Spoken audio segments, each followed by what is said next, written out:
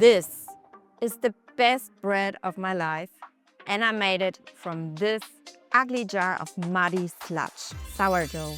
And it's way easier than you think. No fancy oven, no pro gear, no stress. Just flour, water and salt. And that little living blob here.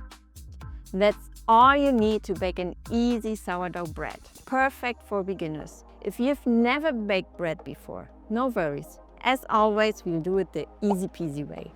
I'll walk you through it step by step and give you all the tricks and hacks you need for your first homemade sourdough loaf.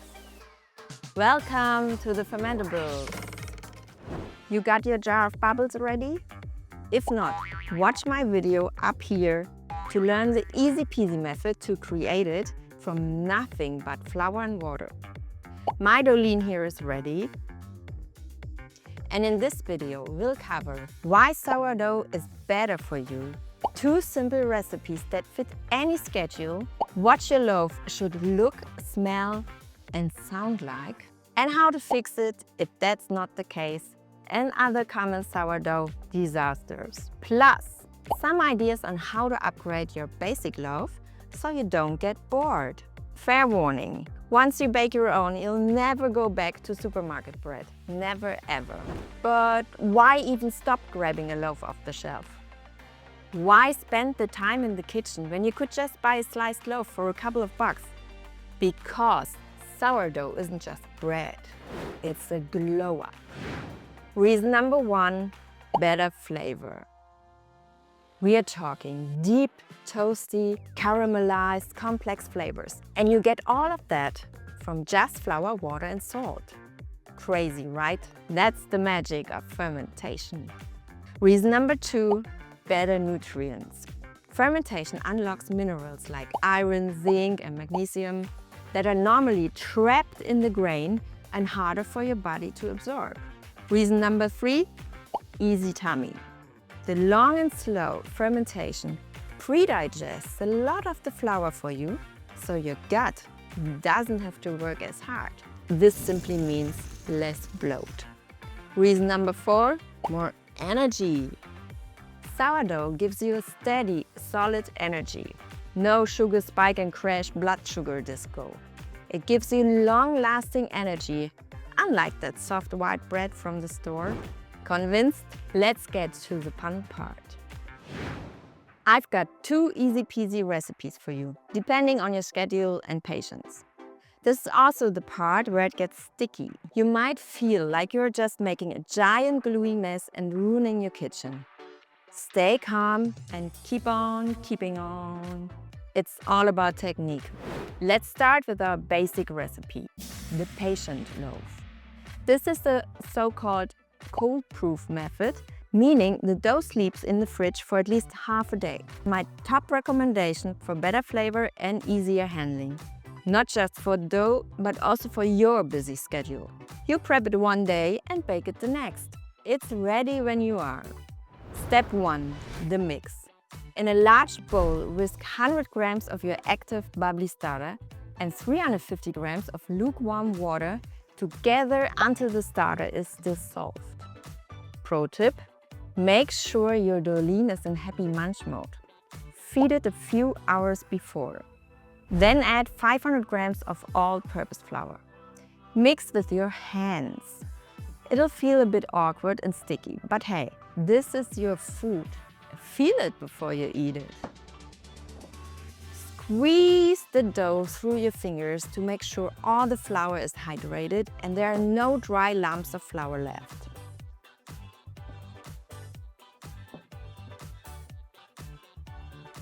Quite shaggy, but it will look better after time. Cover the bowl with a damp towel and let it rest for 30 to 40 minutes. This lets the flour absorb the water and the gluten start forming. That's what makes the dough stretchy and easier to shape later. After this little break, add 10 grams of salt. Sprinkle it over the dough and then use a wet hand, to massage it evenly in. The wet hand minimizes the stickiness.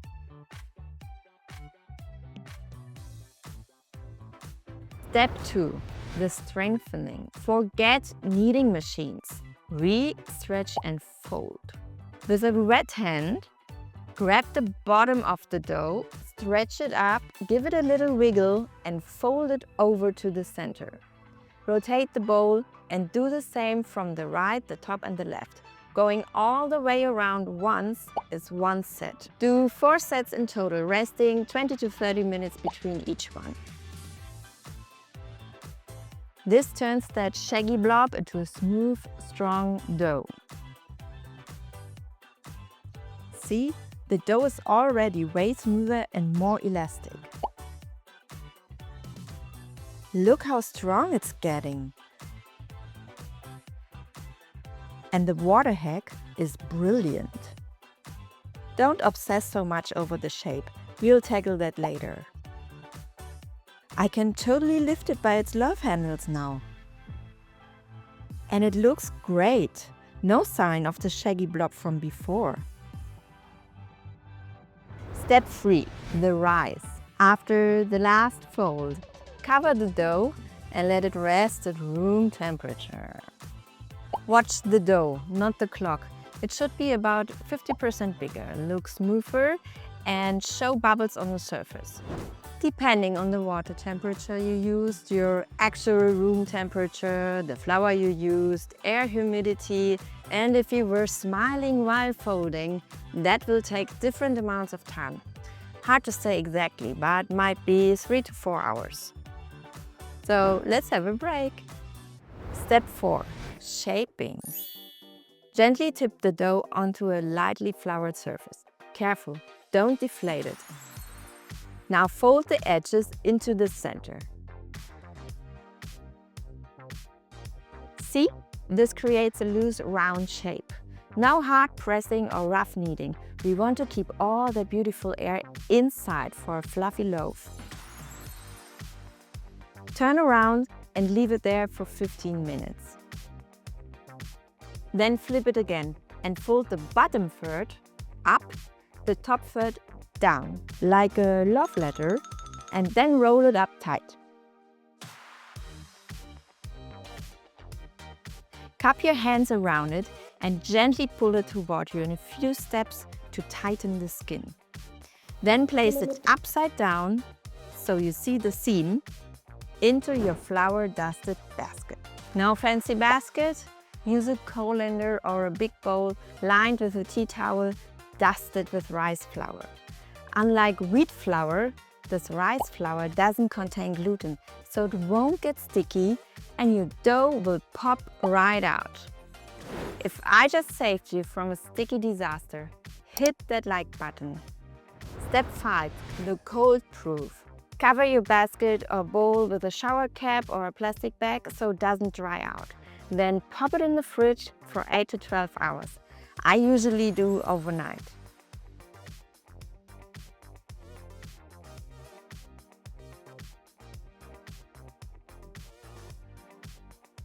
This develops more sourdough flavor and makes the dough firm and easy to handle. See you tomorrow!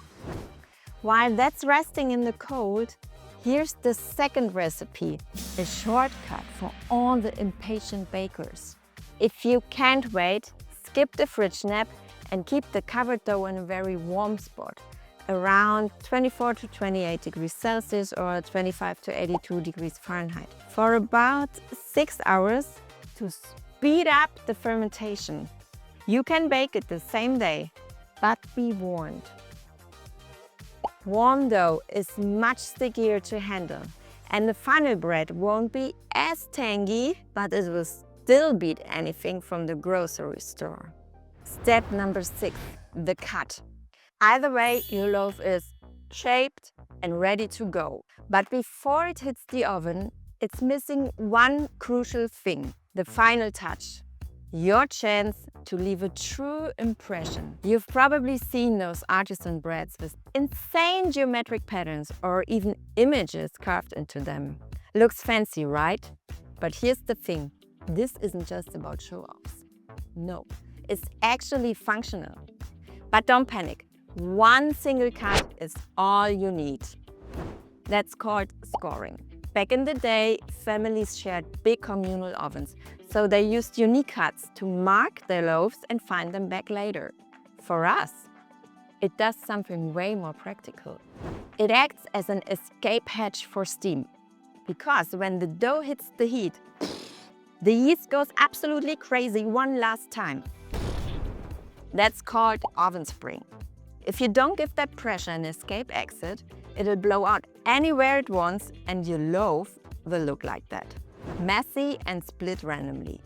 Grab a sharp knife or old school razor blade, make one deep cut, about 1/2 centimeter or 1/4 inch deep, at a 45-degree angle. That's it. Step 7, the steam.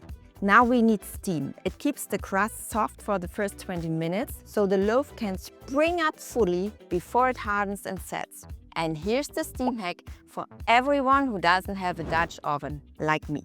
Preheat your oven to 250 degrees Celsius, that's 480 Fahrenheit, with an empty tray on the bottom rack. After the oven reached its temp, wait another 5 to 10 minutes so everything gets really hot, and spray water onto the loaf.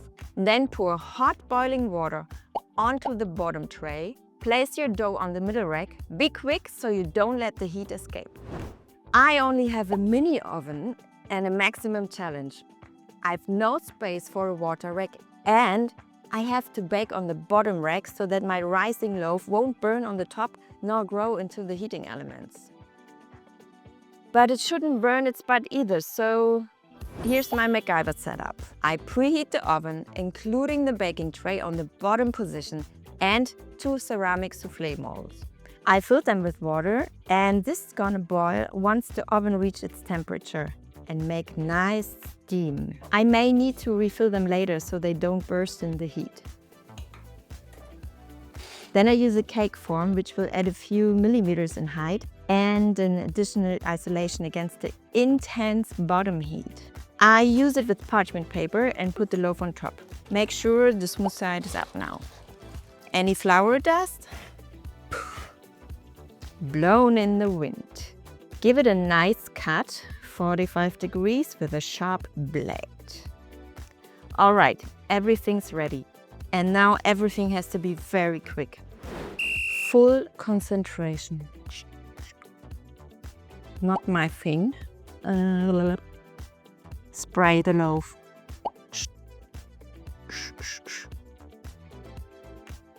To soften the crust. And make it boing. Water in the mold is still in and it's boiling. So,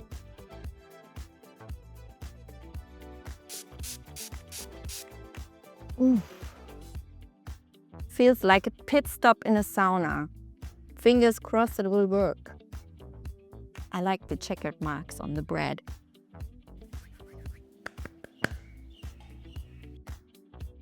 Better than TV. Whatever oven setup you have, bake for 20 minutes in that steam sauna. Don't open the door. Then reduce the heat to 210, 410 Fahrenheit and bake for another 30 to 40 minutes until the crust is nice brown. The crust isn't just the skin. It's where all the flavor is born. If you feel like it's browning too quickly, cover with aluminum foil.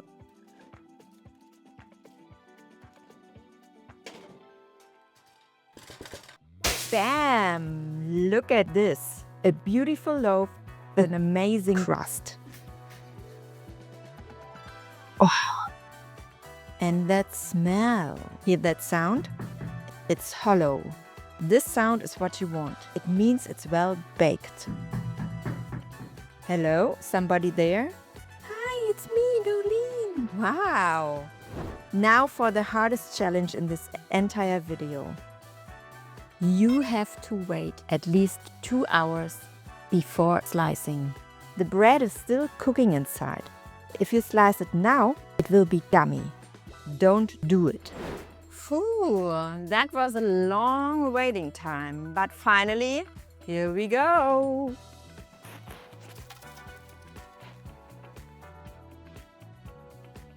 Okay. Ooh, looks good. smells good. It's a little flexible, but firm on the outside.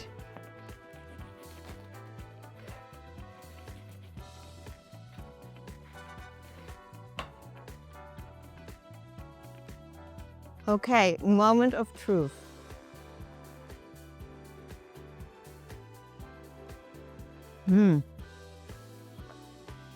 Wow, it's quite mild, so it fits with any topping. It's not too tangy, not too subtle. It's got good character. That sounds not so nice. It's got a great character. It's not too hard, but also not too floppy. It's fluffy on the inside and the crumbs crusty. Perfect. It's quite airy. You see these holes? That's Dolene's magic. It's a billion times better than anything from the store. It's so amazing what 50 grams of muddy sludge, don't tell her, and a little patience gets you. So cool. Hi Dolene, what a shame you can only watch me eat this. It's amazing. You did a fantastic job. Relax now and enjoy a little time out in the fridge. 2 weeks, go to sleep now. Well, it's not always going like this. So let's talk about what can go wrong and how to fix it next time. Got a flat pancake? You overproofed it. The dough napped too long, the yeast ran out of food and the whole thing collapsed. Next time, watch the dough, not the clock. It should be puffy but still have some spring when you poke it. Do the test, touch it and check how quickly the little dip springs back. Quick means it needs more time. Very slow, that's perfect. It's not coming back at all? Again, you waited too long. But don't panic. You can turn your dough into a focaccia-style bread. Put it on a baking tray, make dimples with your fingers, and sprinkle generously with olive oil. Add slices of garlic, onions, olives, and add some herbs. Dried or fresh, doesn't matter. It's still a beauty, just different than expected. Your bread is sticky or gummy inside.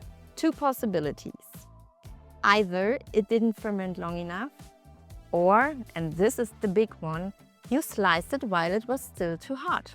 You really gotta let it cool on a wire rack for 1 better 2 hours, so it sets properly. You have ugly cracks all over the place. You didn't score it deep enough. Go bold next time. Half a centimeter, half a centimeter, half a centimeter, confident angle. That score is your loaf signature. Be brave. But honestly, even if it looks a little rustic, it's still gonna taste incredible. All right, if you nailed your first loaf, I'm so proud of you. If you didn't, welcome to sourdough. But the story doesn't end here.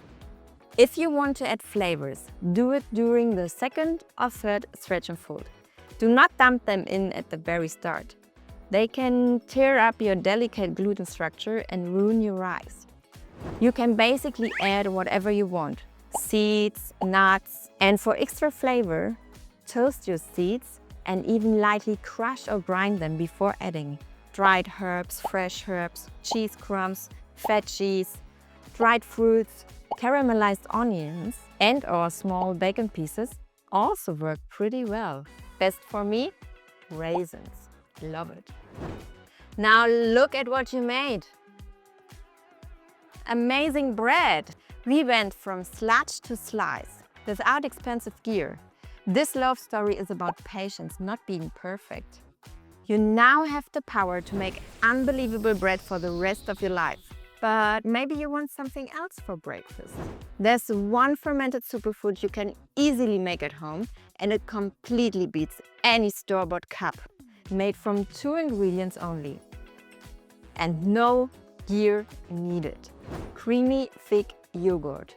Click right here to learn how to make a never-ending supply of thick, creamy yogurt at home. Hit subscribe so you don't miss the next fermentable episode. And tell me in the comments, how did your first bake turn out? Thanks for hanging out with me and kind of Dolene. Keep those jars bubbling and I'll catch you in the next one. Bye bye!